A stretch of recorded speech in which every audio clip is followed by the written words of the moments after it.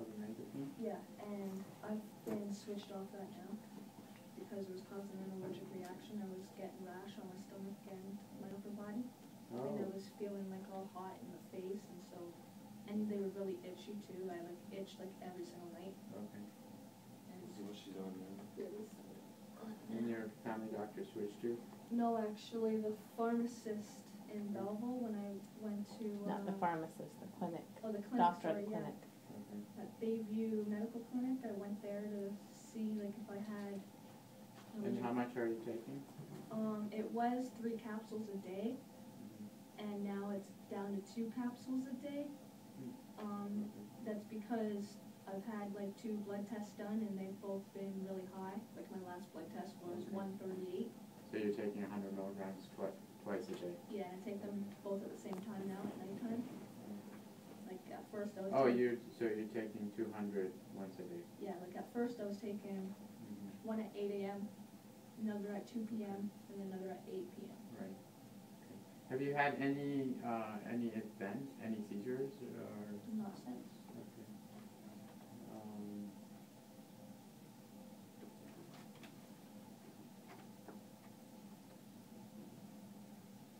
Yeah. So basically,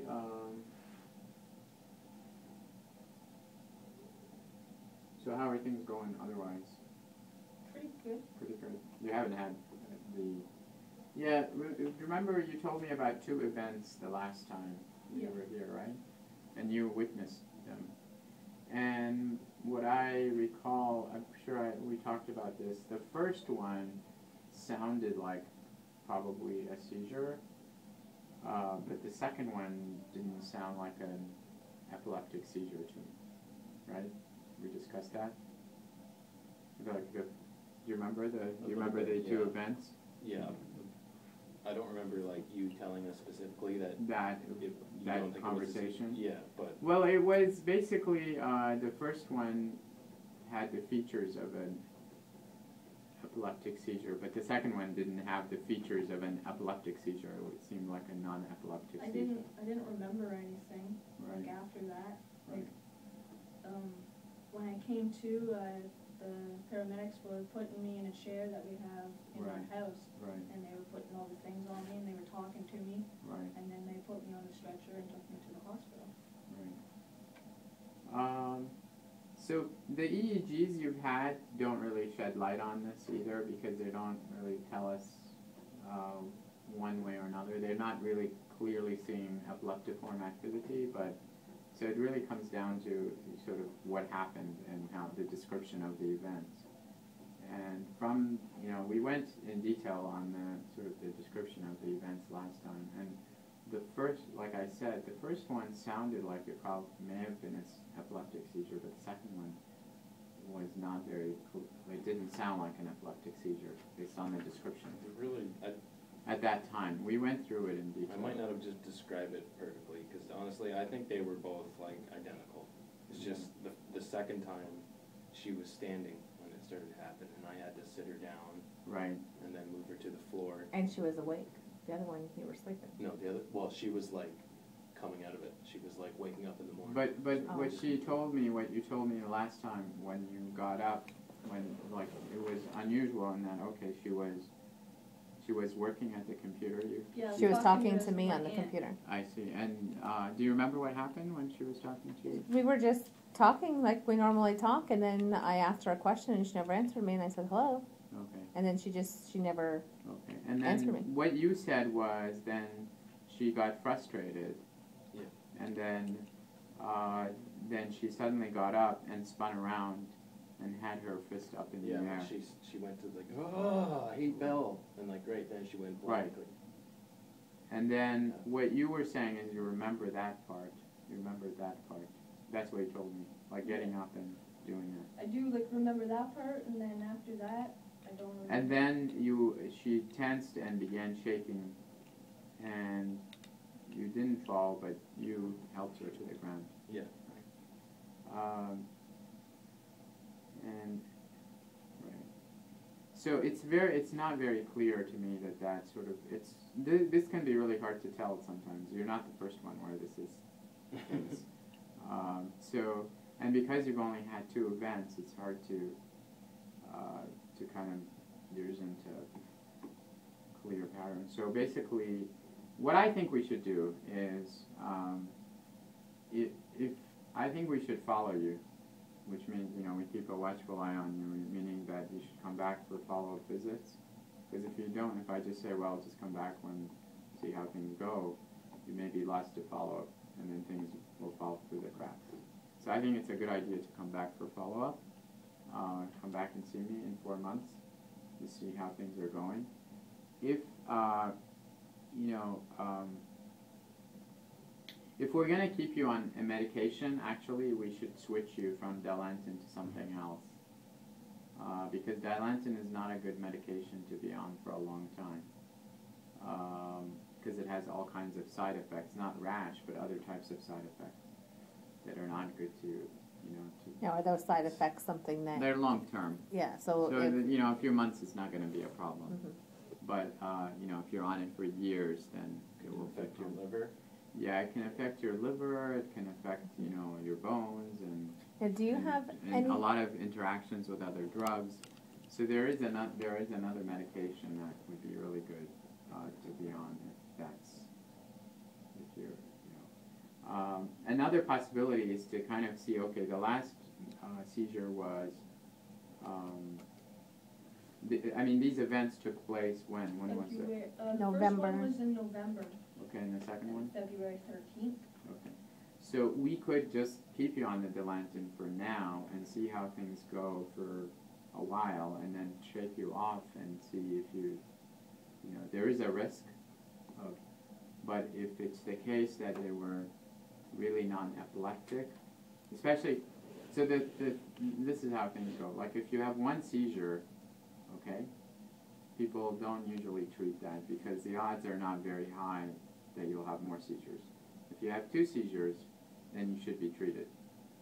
Okay, so that's why it becomes critical to know, well, what was the second one? Was it really a seizure, like an epileptic seizure, or a non-epileptic seizure? I think if we treat it as an epileptic seizure, then you need to be treated for some, you know, you need to be on medication. If it was non-epileptic, then it falls back to the, okay, if the first one was a true seizure, then you know, there's a, you don't really need to be on medication. So I think that since you're on medication right now, it's probably easier to keep you on medication.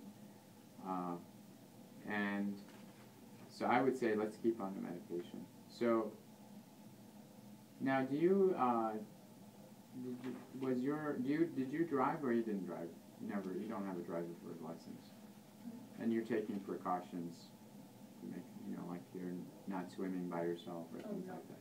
I haven't gone swimming yet this year. But things like that, like are operating heavy machinery. No, like I actually haven't been working since you told me not to like work. I haven't like, Mostly all the jobs machinery. she does is factory work, so Yeah, when it's she all does, it's all machine. conveyor belts and Oh, stuff. really? Yeah. I see. Yeah, and the job that I was working at, that I told you last time, it was like stop and go, and so I like never went back. Because I was, to my understanding, almost anything that moves fast can trigger a seizure. Like no, it's lights, not that flashing the lights. thing right, not necessarily. No, okay. Yeah. Right. So,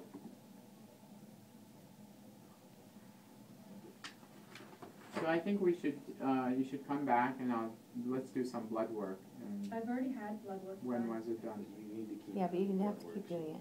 I've had like 2 blood works done. The first one that was done was at Dr. Mahadeva had sent her to do blood work. She had taken her medication close to the blood work, so he wanted her to do another one that wasn't so close to the blood work because her liver enzyme, like her count for her liver, was very high. Oh, And there's liver problems in the family, so. I see. I think maybe that should be a good reason to get her off the, Yeah. since she's on the. And Because her switch- mother switch has her liver to- problems. Switch her to the safest. See, I didn't know that. And so the second time he asked me to go for the blood work, I went at 8:30. So that it would 7 be in the morning. Did you before her have you had an medications. MRI done, by the way, or no? Once. When was it? probably back in, Was that 2 when weeks you had after your the first one? Yeah. Okay. So in Right November. after, yeah. And did you have the report with you last time? No, Okay, can You can have pick that? up the disc at the hospital, yeah. Even easier, just have the report sent to us, the actual, like the written report. We didn't know we had to actually do that ourselves, we Write thought that they down. sent it. Yeah. No, I had to actually pick mine up and bring it to Kopi. you said have the results sent to you? Yeah, the report. MRI. Oh, Now, her mother also has Epstein-Barr. Mhm. So with Yeah, this is not related. all of that being with the liver, That's not related though. okay. Well, my mom said that Epstein-Barr is, like, anyone can get it just by sneezing and you walking through the room and you can get it. At least that's what our home doctor said, our family doctor. But this is not related. What you have is not related to But could that make her liver counts high, that. No. those numbers? No? Okay. I mean, if you were really sick with it and not just like randomly.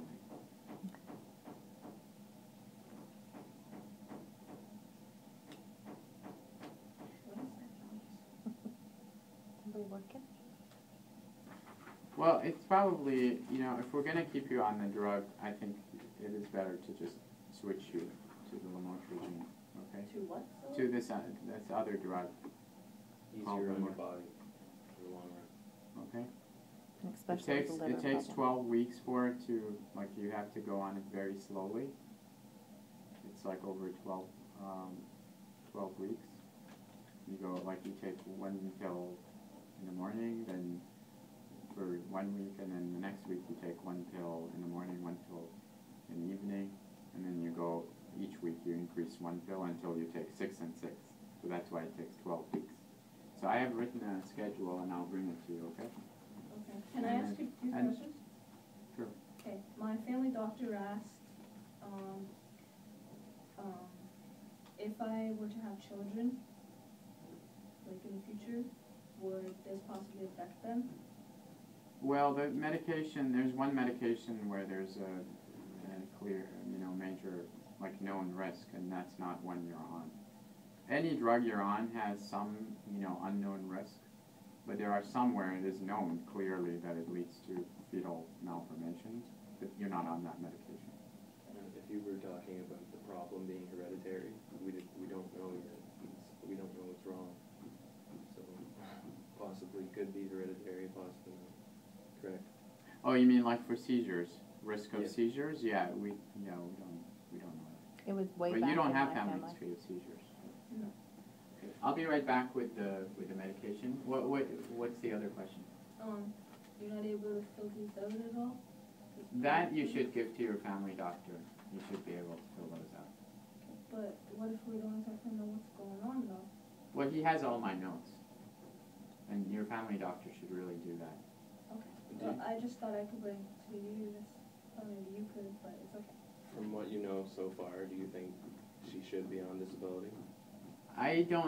Those are things that I don't really have a very good feel for. That's something that the people who, determine that, like, they look at the notes and then they decide. It's not like something that I can say, oh, this person should be on disability or this person shouldn't be. It's not, it doesn't work like that.